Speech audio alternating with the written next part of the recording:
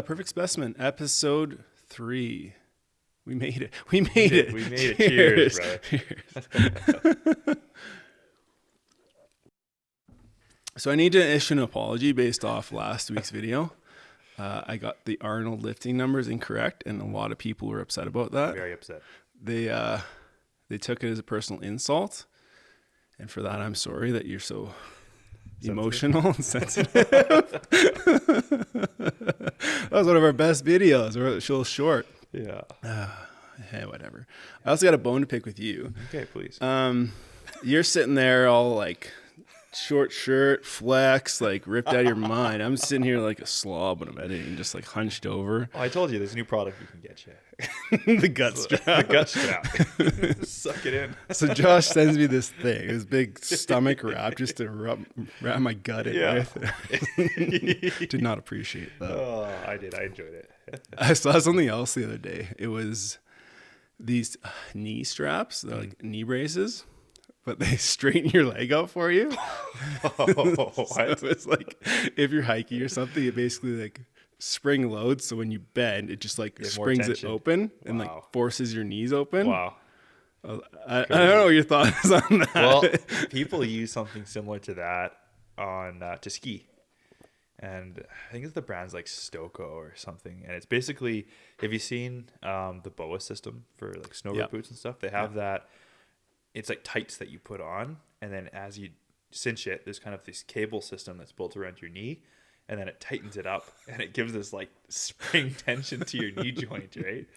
Yeah. I know people seem to like it that have knee issues. I guess. I don't know. Work on your knee issues. Yeah. Oh, whatever. What'd you get up to this week? Anything crazy? Nothing too crazy. Ski patrol is. We had a jiu-jitsu session at your gym. Yeah, that was a good time. Yeah, you haven't been at it in a while, eh? How was that? I was so sore. Like, it's all those small muscles that you don't use. Like the next day, my neck. Oh, the neck is. Oh my god. Yeah. My neck Turning was unbelievable, man. So sore. Yeah. It was fun. It's fun to be back on the mat when you have some time off. It's addicting. You're like, I want to go back. I want to do this, and then you feel it after, and you're like, holy shit, I'm sore. Yeah, I need a break. Yeah. It's very addicting though. Like instantly, you kind of get in this mode of like, let's go. Yeah, right. It is fun. Yeah, it is. Yeah. I went this week, and the professor, he brought out some other guys from the other gym because it's like the affiliate, and there's 2 brown belts and a purple, I think, and the other guys were there as well. And they just destroyed me, like just fed me my dinner after like time after time. It was the one guy was so good at, he'd be like going for a choke or something like that. And then all of a sudden you just feel your arm go out to the side and you just be like, like dangling the keys over here or just like taking your lunch over there. You need those resets once in a while where, you might be used to just, like you're rolling with a bunch of white belts and you're actually dominating them. And every once in a while, a purple belt comes and shows you who's boss. You're like, okay, all right. And it was repetitive. Like it was just time after time. Because I was doing no-gi stuff too. Yeah. So even worse. Like there's nowhere to hide. There's just. Yeah. But it was fun. Do you like no-gi or gi better?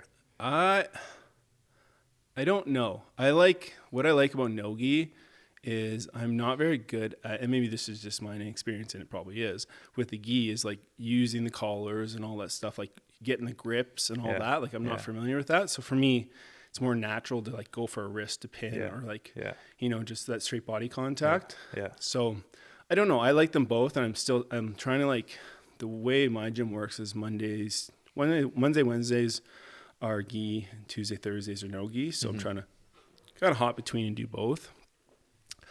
I like them both. I don't know. I prefer the no-gi, but I'll do both. You'll do both. And they both have their place, and I think training both is important. Yeah. Did you do much no-gi stuff, or were you both? Yeah. I really liked the gi though. I found it. Yeah. The pacing was nice. It's a little bit slower. Oh, it is for sure. If you need a break, you have things to grab onto. Some guys are slippery, they all get all sweaty at the end of your session, and you're just like, the pace can ramp up and nothing to grab. And It was like I went from starting with the black belt to like both the brown belts to like the purple belt, and it was just I was so bagged by the end of it. Just like they're like, you need to breathe. I'm like, you need to get off my chest. Yeah, totally, totally. So that was fun though. Yeah, that was a good time. How was your week? It was good. That was mostly it.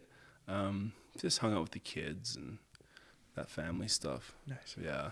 And Jen went up to Canmore, my wife. She's doing the Sinister, what the heck's it called? There's in Crow's Nest Pass, Sinister something Ultramarathon. Okay. She's doing that with a group.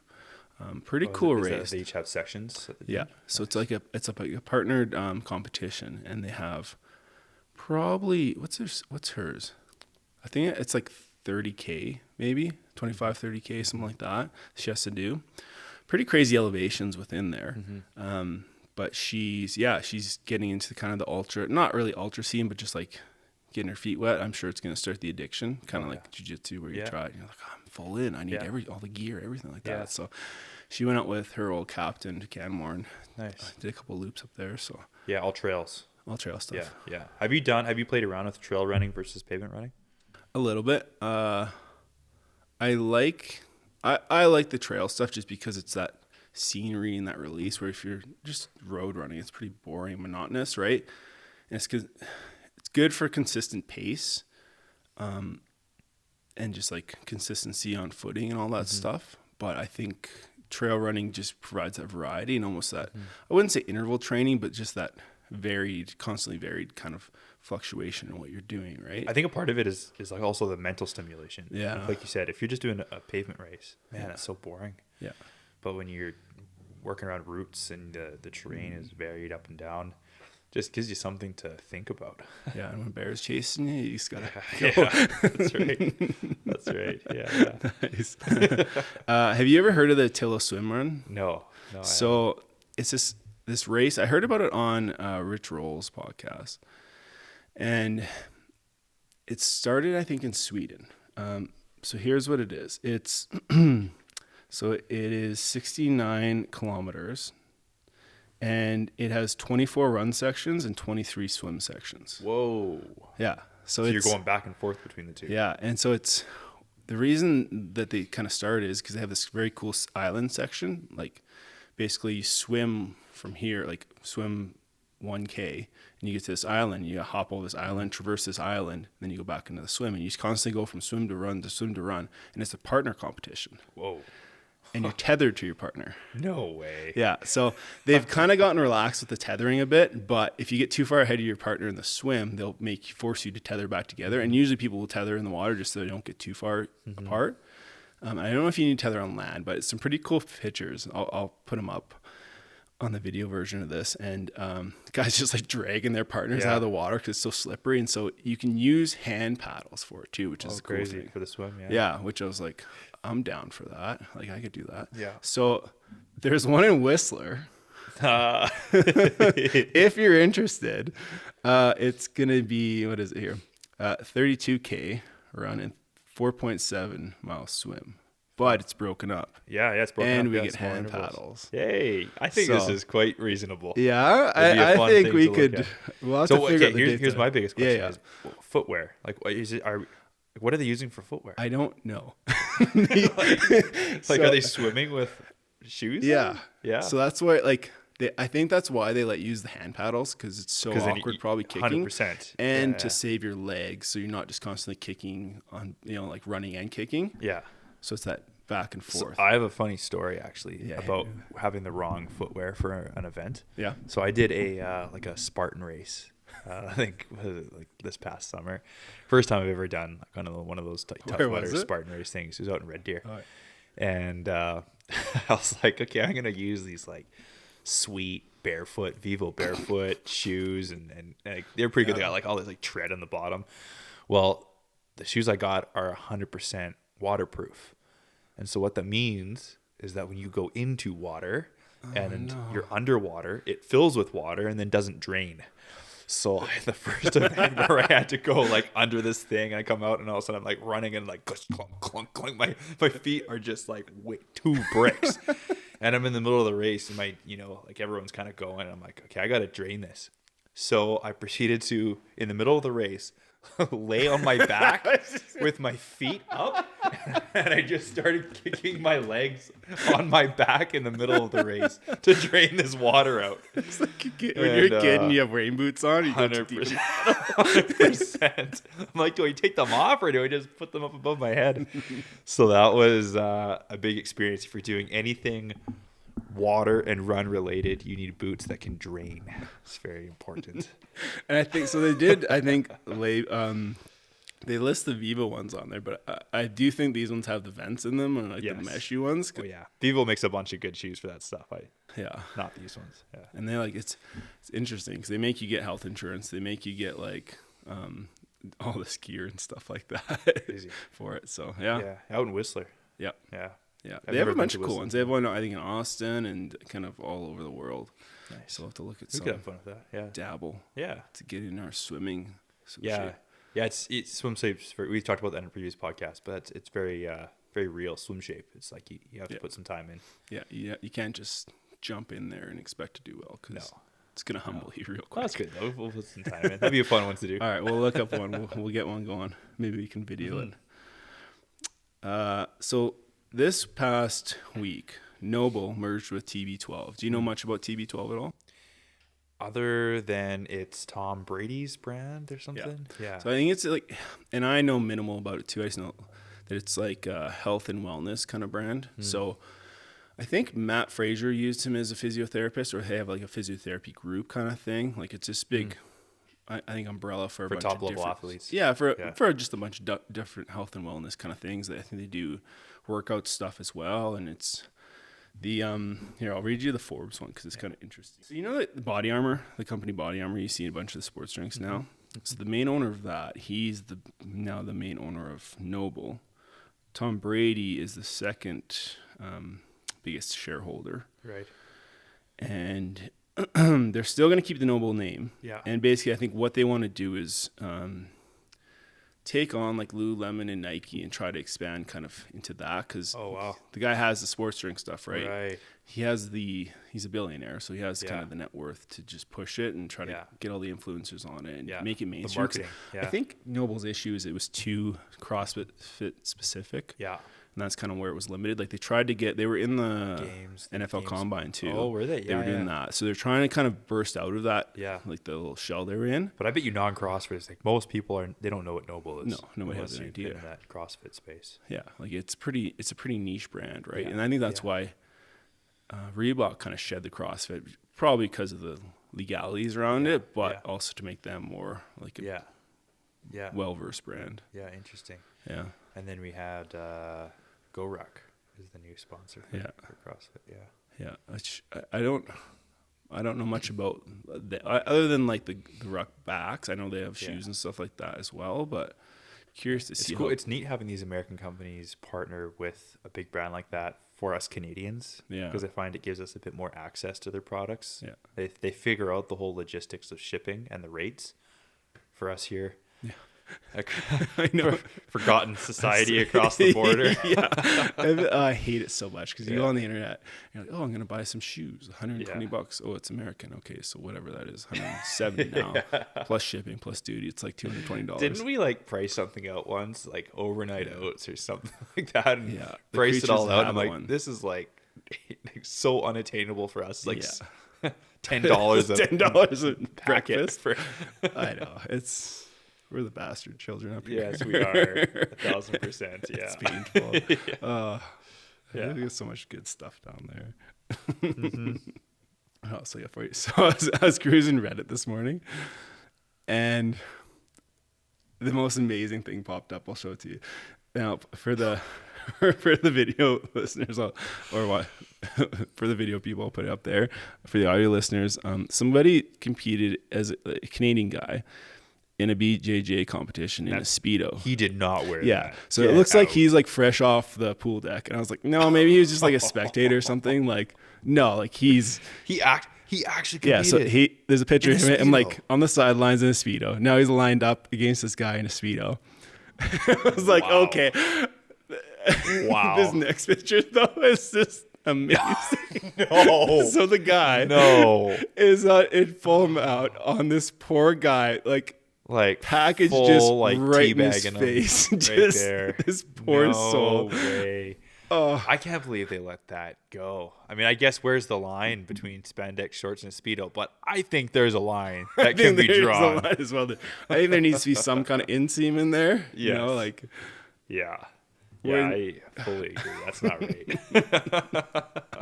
I was dying when I saw that this morning. Yeah, that's actually pretty funny. It's like that video that video of this kid that's wrestling, and the kid on top is on top, and you just see his junk like smearing on the guy's cheek. The poor guy and the mom in the stands, like, Yeah. good job, Connor. Keep going, Connor. You're doing great. Trying to bridge off his back. Like, He's just that kid's laying never there. gonna wrestle Yeah. again after that. He's He's just just mortified for the rest of his life, you know. Come on, Toby, get this. Take it, Toby!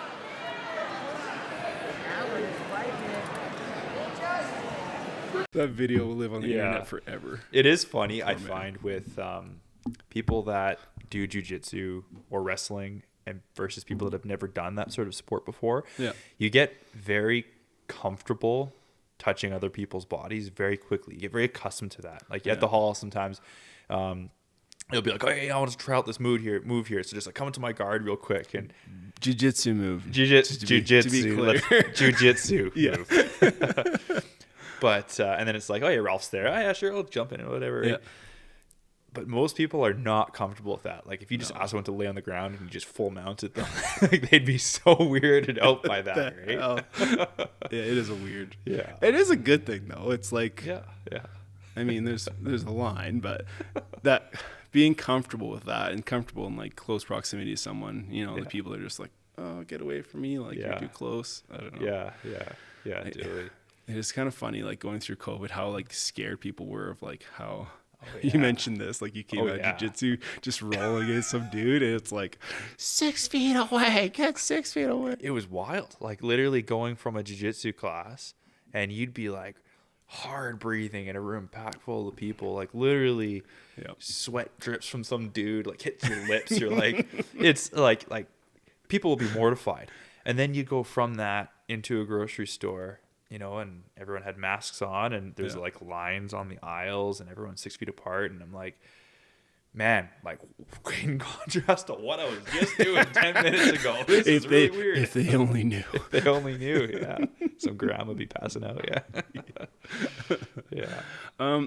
What are your thoughts on powerlifting? I have this theory that everybody in their life should do a powerlifting cycle. And the reason for that is I think you will get an insane amount of strength out of it. You will get fat probably, like I did, continue to be. But I think, have you done a powerlifting cycle? Yeah, I have. Yeah. What are your thoughts on that? I fully agree with the first half. Well, pretty much everything you said, but I do think there's some caveats to it. So you're right. I gained a ton of strength. I think I instantly put 50 pounds on my deadlift and 50 pounds on my squat. My bench didn't go up by a ton. I think bench is kind of a unique thing where you actually have to put a lot of attention to it. But for sure, my squat, my deadlift, it was like 50 pounds like that in like 6 weeks. I think I did Johnny Candido's 6-week cycle at the time. But then I went to do a second cycle of it. And by the time I was done that, everything else was suffering in such a tremendous way. I remember I gained, like I was up to like 200 pounds and I was getting a bit of a belly and I went to do a pull-up and pull-ups were like so hard and I went to do burpees and my cardio was tanking and I did it in this very like, I'm going to not do anything else but powerlifting. I'm going to focus on just getting stronger and nothing else. And I was just eating a ton of food. And to an extreme way. Like I was working at the time, I was at the keg. I was younger, right? And I remember drinking. I would just be hammering whole milk like all the time. I'd get off work. I'd have a steak, full dinner. I'd have dessert after. It was just eating everything I could. And again, my strength numbers were shooting up. My weight was shooting up. Yeah. But I felt like a bag of shit. Like I couldn't move. It wasn't a good feeling. I didn't feel healthy. My guts didn't feel good. I felt like I was a bit inflamed. So yes, I do think there's a ton of value to doing a powerlifting cycle. And I think probably doing a cycle right? If you're going to put all your eggs in one basket, it's probably good. But after that, you need to think about the well-rounded nature of your life, and then find something that is probably more balanced, right? And I think maybe even a more optimal way would be to do a powerlifting cycle, but still throw in some monostructural cardio, you know, some stuff that will support your aerobic system. And I think you can eat in a surplus, right, to gain muscle, but I don't necessarily think you need to be totally off the wagon where you're gaining too much excess weight. It's kind of a balancing act. Yeah. Do you think if you through that cycle would have done like ruck walk once or twice a week, do you think that would have changed things kind of for you? It probably would have. I mean, I really didn't do that stuff, so I think it might have played in for sure. Just not dropping your... It's a tough balance, right? Like you're kind of fully committing to one, but are you? Like it's when I was doing the Olympic lifting stuff too, I was still trying to do some cardio stuff. And you could tell it would affect you. Like my hips were tight from running, so I couldn't hit full depth in a snatch, right? So you really have to thread the line, and it's a delicate balance of how deep am I going in one or the other. And if you go in with the mindset of, I'm going to take these 6 weeks and dedicate to that, I know I'm going to hurt this stuff, but then I can maintain that easier and then kind of get back my cardio systems after that. Have you ever done like a full powerlifting cycle or just? So I did one through hybrid. Yeah. It was awesome. Like same thing, like numbers shoot up, all that. But you gain weight. Like I gained probably 10, 15 pounds. And everything else suffers. I only did one, which was good. And then I kind of went right back. Because I realized it pretty quick. Like I can maintain strength really easily. Yes. I cannot maintain my cardiovascular system that easily. Like my engine just goes straight down. So you didn't want to deviate too far. No. And I noticed it. Because I do some CrossFit workouts with Janet or whatever and run. And it was noticeable how terrible I was. And I'm like, okay, we're shutting her down after this. Right? Yeah. And you do feel that like inflammation in the joints and stuff. And it's like, my body can only handle so much of this. So maybe let's shut it down. Yeah. Yeah. I think a 6-week cycle is the sweet spot, and hit it and move on, you know, or probably even better, have some progressive overload just built into your well-rounded training. And you might not have the immediate gains that you'd have if you'd had a dedicated cycle, but your longevity is probably there more so. Yeah, I would agree. I think it's important to play around with programming. Like I'm program hop like crazy, but I think have a goal in mind, work towards that goal, and then pivot, right? Like what was that podcast you sent me with Chris Williamson and the other guy? It's like either push or pivot, right? Like either you're going to hit that resistance and make the realization like, okay, I can finish this cycle. Yeah. Or I realize my body's slowly breaking down. Yeah. I'm not liking the way it's going. So let's pivot. Let's go somewhere else and work off that. And there's no shame in that. No, there's not. And I think that like exposure to multiple things is going to make you better. Yeah. Right. If you always stick with the same thing and you've never tried something else, like, you learn a lot from trying something, even if you don't see it all the way through because you've realized it's not for you. You'll still learn why it wasn't for you. Yeah. And that's valuable. Yeah. And you hit those plateaus too, right? And it's, if you only ever do the same programming time after time, like eventually you're going to plateau. There needs to be that variety in your training, I think, for optimal growth. Yeah. And you have to have fun with it. Yeah. You have to enjoy it. You can't be bored to death and dread your training every time. That's true. Yeah. So I've been toying with an idea, and I think to a certain extent, all people are creative to some extent, but how they express their creativity is going to vary drastically. And some people find outlets and some people don't find outlets. You have some people that become amazing painters or amazing musicians. And then some people might express their creativity in the gym or through physical endeavors, maybe running. You know, myself, I ski a ton, and I genuinely feel that when I'm on the mountain skiing, like that's my outlet. When you have an open face to the mountain and you can move your body and flow and choose where you want to take your body, it is a creative endeavor. But people don't often think about something like that as a creative endeavor. They would say, well, you know, you have to be, you know, performing something or creating something in order for it to be creative, right? I guess by they call it like an athletic endeavor rather than creative, right? Exactly. An athletic endeavor over a creative endeavor. But from the experience of the individual doing that thing. So if you kind of flip it from an inside view looking out, right? What are the differences of what you're really experiencing, right? You're flowing in a certain state when you're painting, and I would argue that you're flowing in a certain state when you're skiing. And I'm sure, you know, you could relate it to surfing. You get in this really creative mode where everything else kind of fades out and you're tapping into some sort of pleasure state where you're just existing, moving, and it's almost like a release of tension in that, you know, you can have the buildup of your life, and you can have anxieties, and you can have all these things that feel like they're kind of pent up inside you. And when you go and you have that outlet, everything sort of settles down and you almost have a state of clarity afterward. Yeah. And I feel like everyone needs that to some extent, but people find it in different ways. So I wanted to bring that up with you and get your thoughts on it, and get your thoughts onto what you use for your creative outlets. And it's interesting because what you're kind of talking about is flow state, but it's not. It's almost like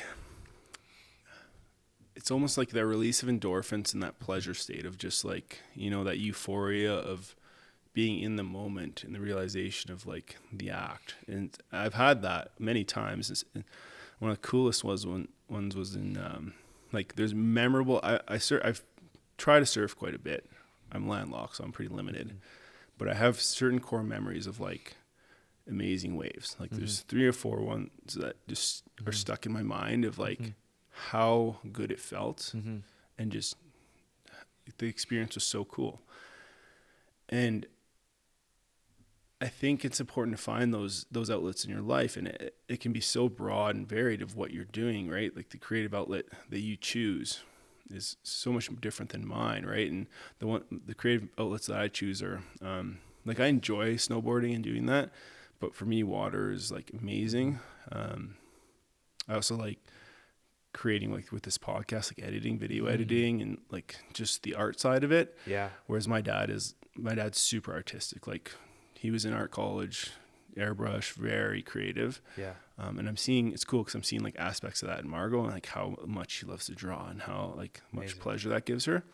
Whereas I'm not really for that. And that for me, it's more creating in like the virtual side of things, and the filmmaking and all that kind of thing is such a cool endeavor. And when you get in that flow state, we'll just call it, it's just everything clicks and everything just moves together. And I love that feeling. Like I've been lately playing, like I play a lot of video games, but I've been trying not to.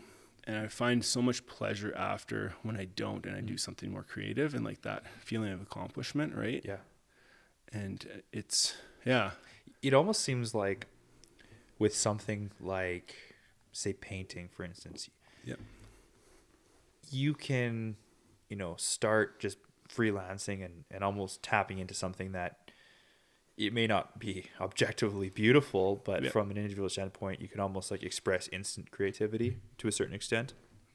But as you were talking, I was kind of thinking about how from a sport like skiing or surfing, I don't think you can instantly tap into that same outlet because it requires so much skill, where I feel like you're too focused on the actual technique of what you're doing to be in any sort of state of just flow. Yeah. Like when I was learning how to surf, for instance, I can't relate to that experience of just being on a wave, floating, because everything about me was just like balance. How do I get? I'm surviving, right? And I see people on ski hills all the time where I can tell that there's nothing creative about what they're doing. They're just sitting there surviving. Yeah.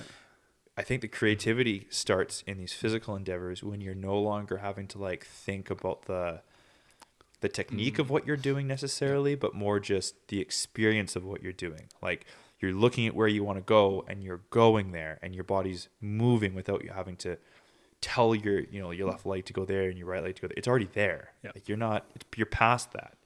And not to say that you cease to bring attention to technique and to improve, but it's just that your ability to let that stuff go in the moment and just enjoy the pure experience of it, that takes a lot of time to get to that point when it comes to physical endeavors, as opposed to, I think, and maybe I'm wrong. I'm sure there's a buildup with something like art too, but it almost seems like, I think I think it's similar in art. I think what you're getting at is that when it goes from being a conscious decision to unconscious, right? Like yes, that, yeah, it's yeah. that transition where in art, like if you're creating, all of a sudden it just flows. Like you probably have to put in X amount of hours to get to that point, right?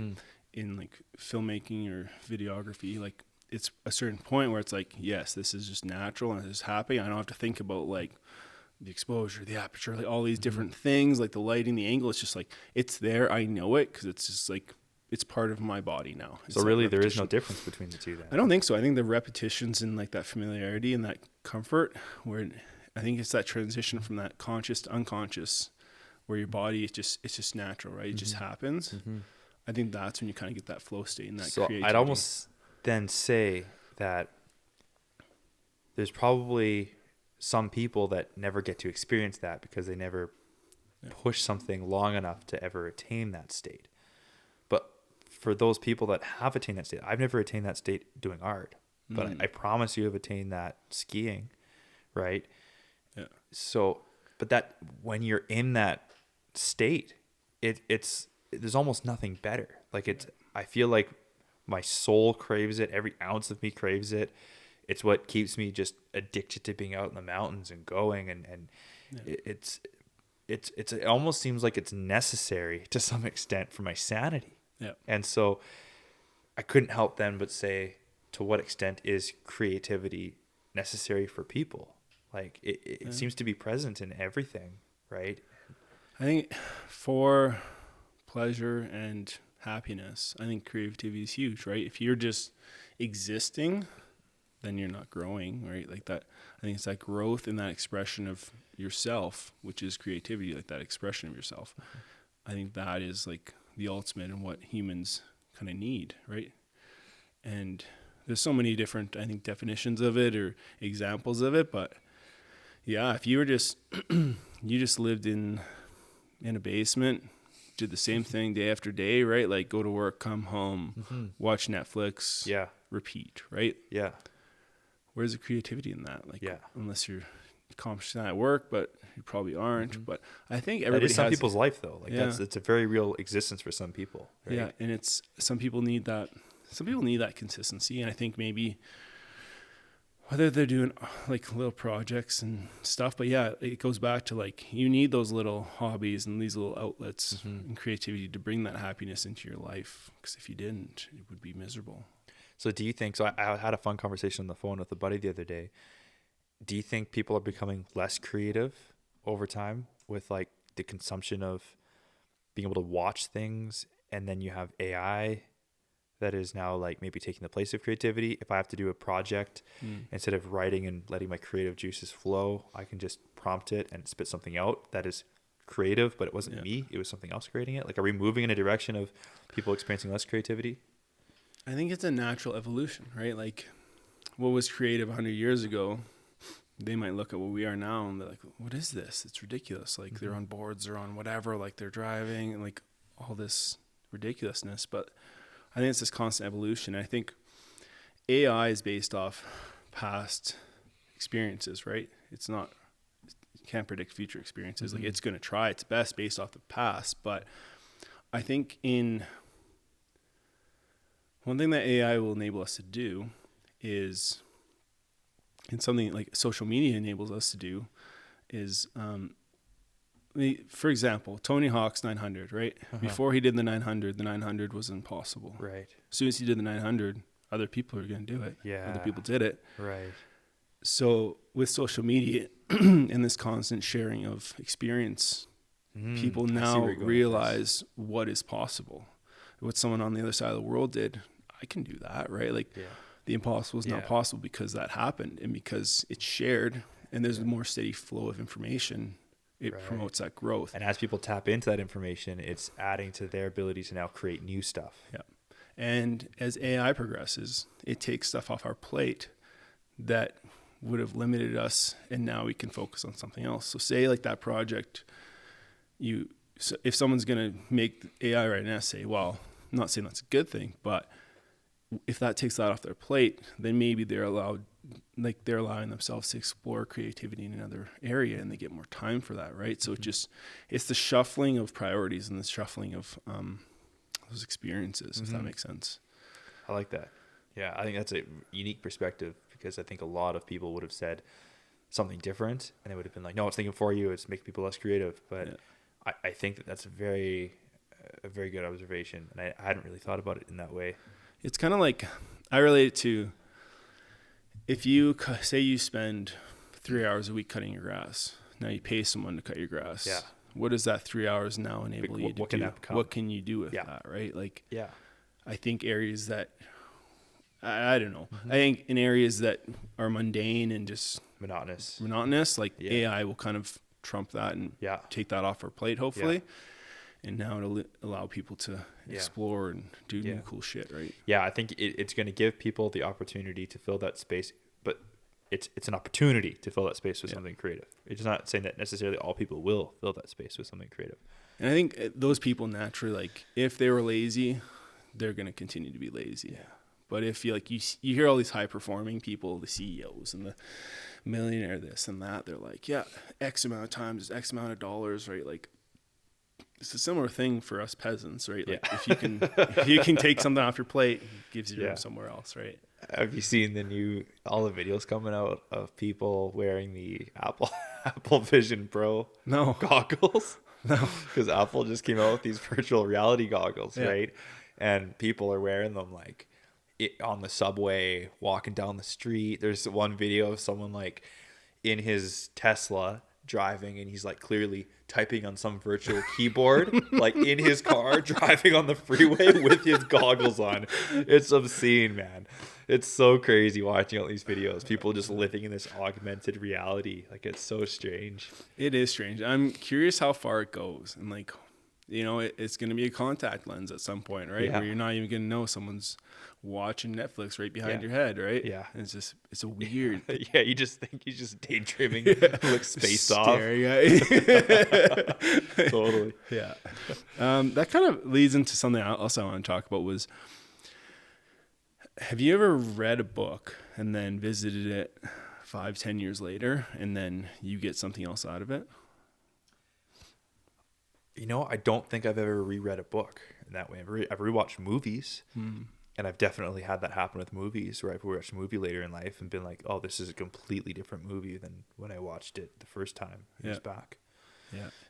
It's interesting how that, like, I'm reading through Mark Manson's The Subtle Art of Not Giving a Fuck again. Yeah. It's very interesting, like, the mindset you're in and the path that you're on, how different it is and how much different stuff you take out of it. Like, I take notes in my books usually, and so I'll write them in the front cover. Just even the stuff I wrote there, I was like, oh, why would I highlight that? And it's like, oh, because of this experience at this time and this blah, blah, blah, blah. And I would encourage people to go back. If you had a meaningful book in your life, go back and read it again.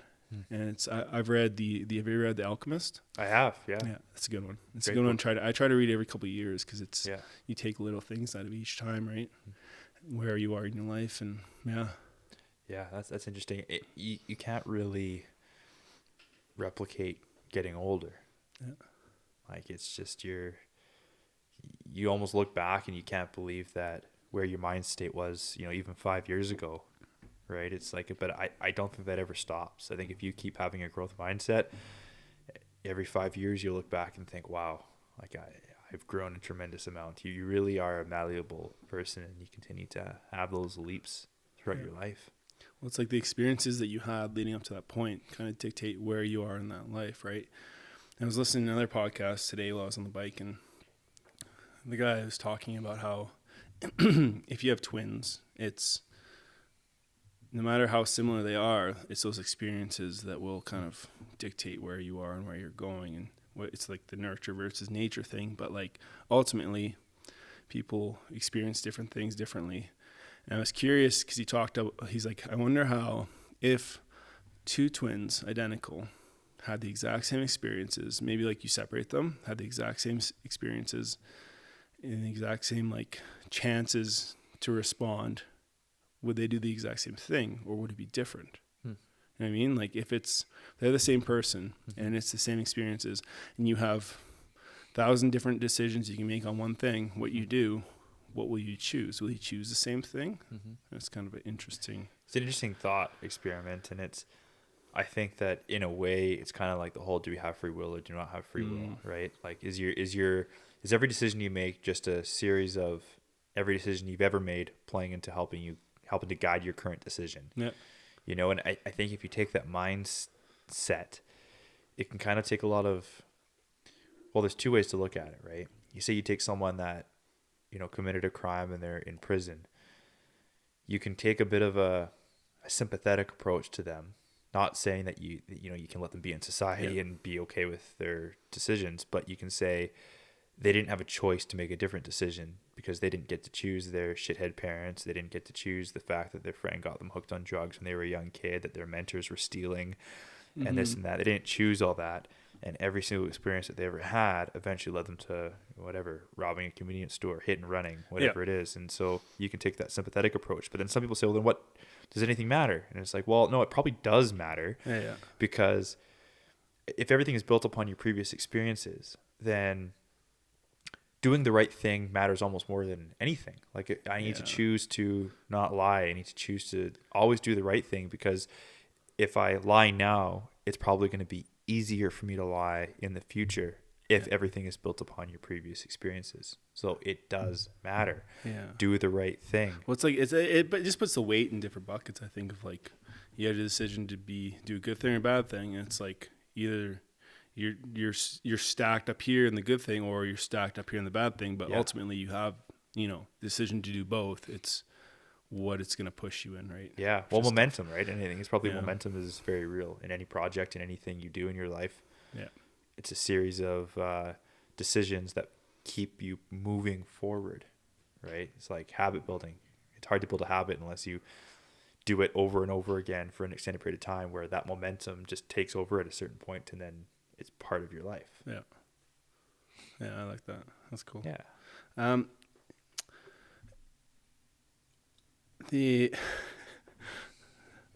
Tell me about your snow patrol experience. You're telling me at work. You were kind of mentioning to the guys at work over here. Let's go through it. It was a gong show. So at the hill I'm at, we have this big area that we just added on to the mountain a couple of years ago. And it's a ton of new terrain in there. And when you add on a big chunk of terrain that didn't used to be part of the mountain, it takes a few years to get all the runs defined, to get all the shrubs kind of cleared out and the trees taken down. And so you have these defined runs where when you go in this area, you kind of know that if you keep following it down, you're eventually going to, it'll all funnel out in the right direction. And it's not going to be, you're not going to run into just a bunch of bushes, right? Yeah. So on ski patrol, at the end of the day, we have to close that part of the mountain off early. The last run on last chairlift closes at 4, but we've got to start closing some terrain at 3:00, just so we can start getting the people that are already in that terrain off the mountain and then give us time to go in and sweep it. So I was responsible for closing all of the gates to the new terrain, and then afterward going in and sweeping part of it. I'm not familiar with this terrain that much. It's a large, it is a massive part of the mountain, and I just haven't been in there very much. It usually doesn't open until halfway through the season due to the snow, and then it's only been here for a couple of seasons. So anyway, so I go in there thinking I've got this, right? I kind of look on a map and see where I got to sweep, and I very quickly realized that this is so confusing, right? I end up partway down, sort of like there's a split where you can go right, and it kind of goes down, basically a little tree bluff, but downhill. And then I've gone left on that same path. I realized when I went right, I went down probably like 20 feet, and then I brought up my maps, and luckily I had like one bar, and I was able to connect to my topo map, and I'm like, no, I should be over on the other side of this trees here. But I had to walk back like 20 feet uphill. I'm like, hey, no big deal. So I popped my ski off and I took one step because I thought kind of looked like it was a bit firm. And I went like through the snow up to my hip. And I'm supposed to be doing this sweep quick. Like I'm supposed to be just blasting through this, getting to the bottom, getting the lifts back up to the summit in order to continue on with my backside sweeps. So I'm like, okay, I got to put my skis back on. Put my ski back on, and I have proceeded to do kind of like a side step and shuffle all the way back up. And at this point, I'm absolutely drenched in sweat. Like I'm just pouring, man. goggles are fogged up. My goggles are here. I'm just dripping. And I'm just thinking in my head, like, if anyone was watching what was happening, just watching a professional patroller just sidestepping professional patroller. So I eventually get up and around these trees, and I realize, okay, I'm in the right area. Check my map. I'm going. And it just keeps getting from, like, bad to worse. Like, all of a sudden, I pop out on this, like, big cliff band, and I'm, like, having to hop my skis down cliffs, and then eventually I end up, and I'm just bushwhacking. Like, I'm on a ski resort in this new area in the bushes. Like, I'm literally bushwhacking through trees like, it was absolutely horrible. I got to the bottom of it. I got to the point where I knew I wasn't going to make it back up to the top. Yeah. So I had to radio and basically say, don't count on me for backside sweep, because I'm still making my way down. Eventually I got to the bottom and got out, and I'll tell you, Derek, I was drenched. Like, I could wring my shirt out. The guys are just laughing. Yeah. And it was when you're patrolling, if you don't know an area, it can be pretty daunting. On a ski hill. I learned my lesson. Oh, that sounds miserable. I was like, this is just awful. Yeah. I have like a affinity when I'm out there for just hunting powder in like the worst spots ever. Yeah. And on a snowboard, it's so much worse because I can't you got to take your shit off and walk, right? Uh-huh. And I will always like skirt out of bounds and going like, yeah, look how sick this looks, and just end up in the middle of nowhere. Yeah. And then walk after, just like. Well, that's the thing. When you're at a new hill, and people, it's not like fresh powder. People have been going for a couple days. If you see places that aren't tracked, it's usually for a reason. So you get a new guy at a hill, and like, sweet powder. It's like you're about to go over a cliff. Like, don't go there. I remember we were at Sunshine, I think, one time, and me and I think it was one other guy, and then this rando was like with us on the chairlift. I was like, we're gonna hit that over there. That looks insane. And it was pretty mellow. Like, I don't think there couldn't be an avalanche in that area. It was just like, it was out of bounds off to the side, and it was way off to the side. Like, no one went there because it was a hike for like, it's a hike to get back. So we go there. Yeah. End up there, and like, sure enough, like, okay, we're done. Like, well, that was a bad idea.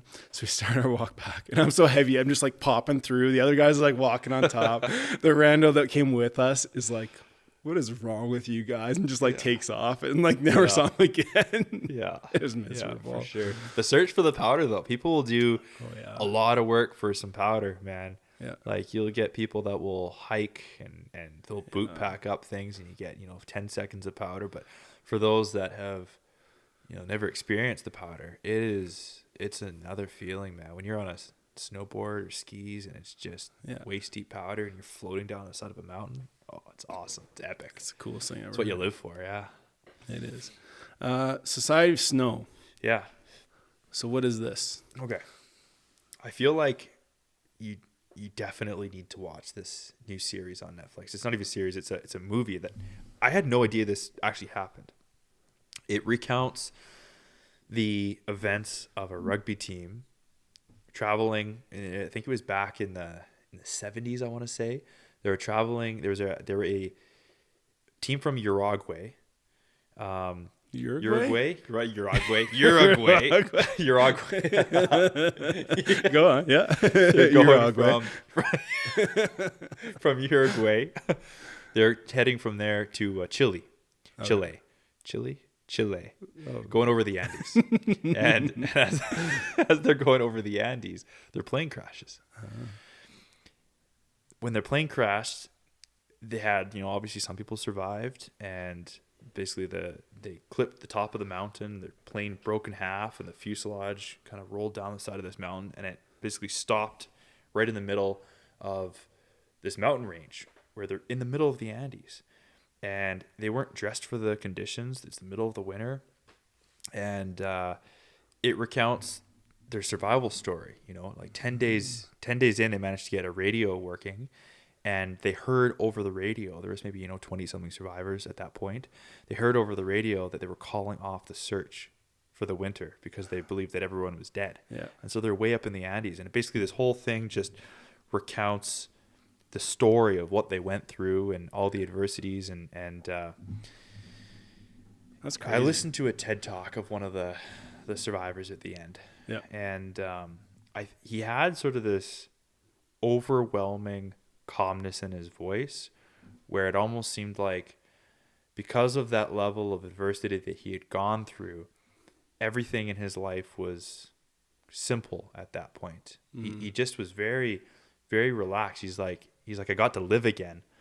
And I think that a lot of people almost go through life not really realizing that this is their only life. Yeah. Right? There's an awesome saying, and it says, every man has two lives, and the second life begins the moment he realizes he has just one.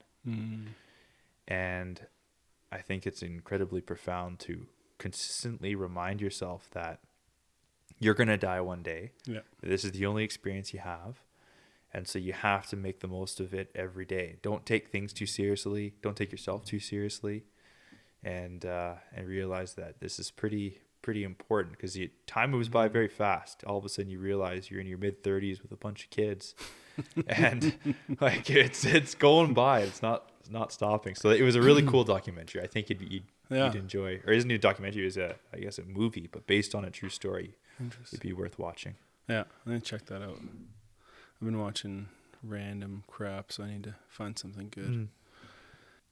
After shift, they talk about taking your armor off. I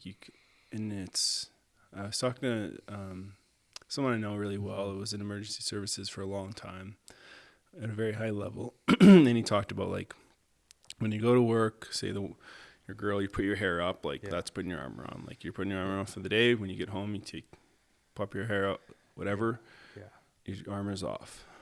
Yeah. Have you developed anything through the years of when you come off shift? Any kind of ritual or any kind of stuff that you do?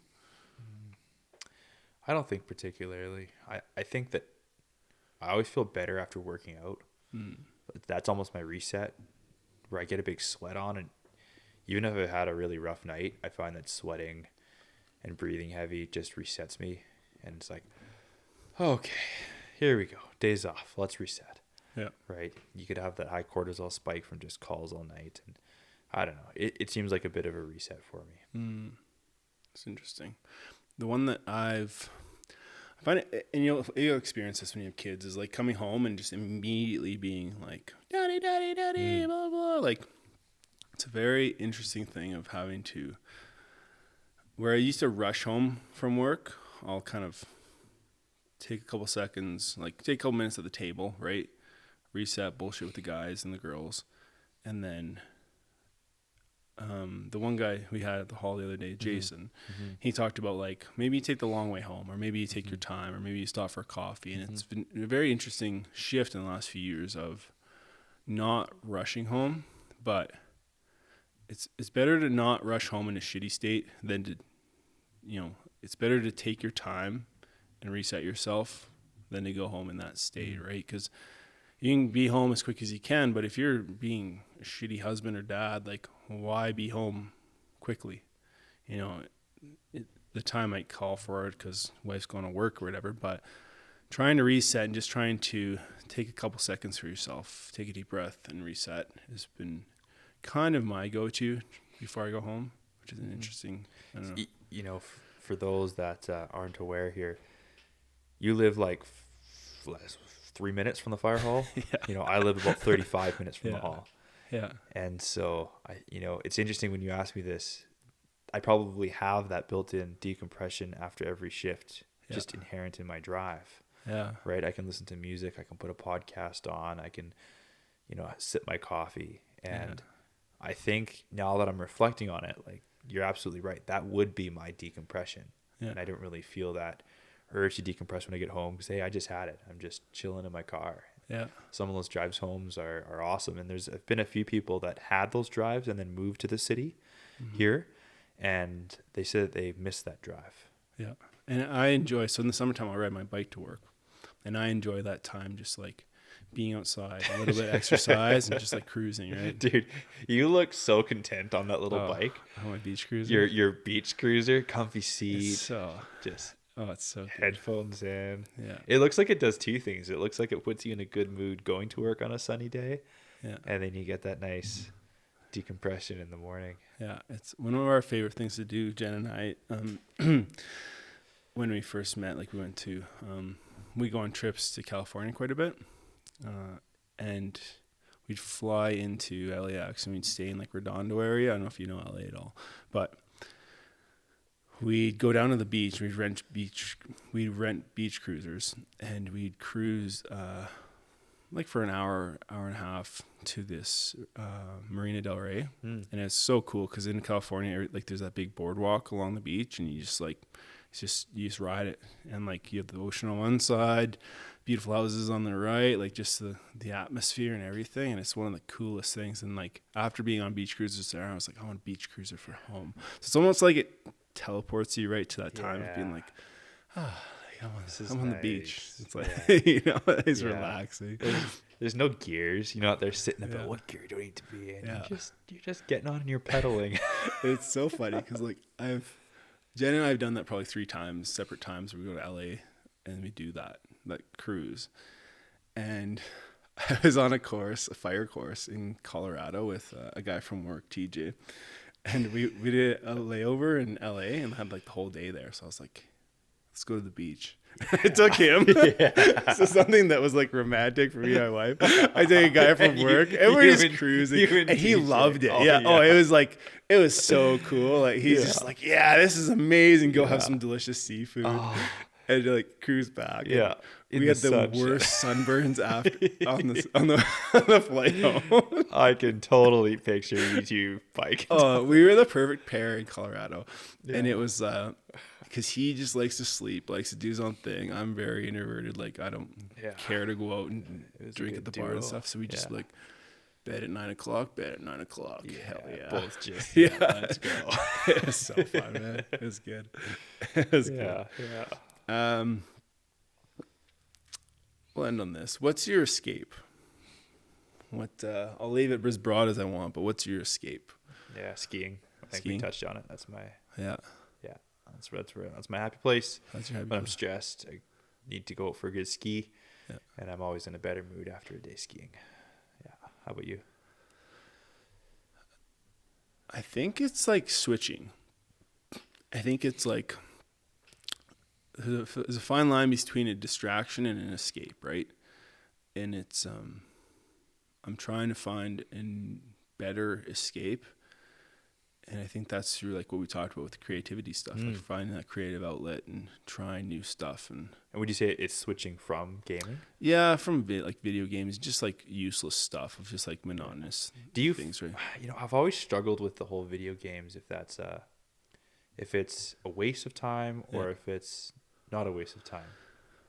I think it's what you're going to do with it, right? Like, so I have a group of friends that will go on once a week, every couple of weeks kind of thing, and game together. And it's a way to kind of reconnect with those people, right? And it's like your, like your Zoom meetings to like bring it, but it's just fun, right? Because you're doing something and it's winter time. So what are you going to do otherwise? We have kids. It's not like we can just like ditch them and do something.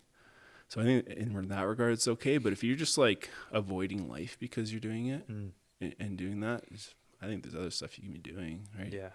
And I'm excited that spring is coming, so you can get outside more and do some cool stuff and fly fish and do that stuff, and it's exciting. Yeah. It'll be good. I like it. You gonna come fly fishing this year? Hell yeah, brother. Okay, cool. We'll lose a lot of flies together. We will. I'm so terrible at it. We go off the dock and where we live, and then I've been on a lake fly fishing and river fly fishing, and I love lake fly fishing so much more because it's just a lot easier, a lot less stressful, and you just do your thing. So we'll get out there and I got all my gear. We'll get it out. Hell yeah. Yeah, right on. All right. Thanks for listening. Thanks for watching. Episode 3 is in the books.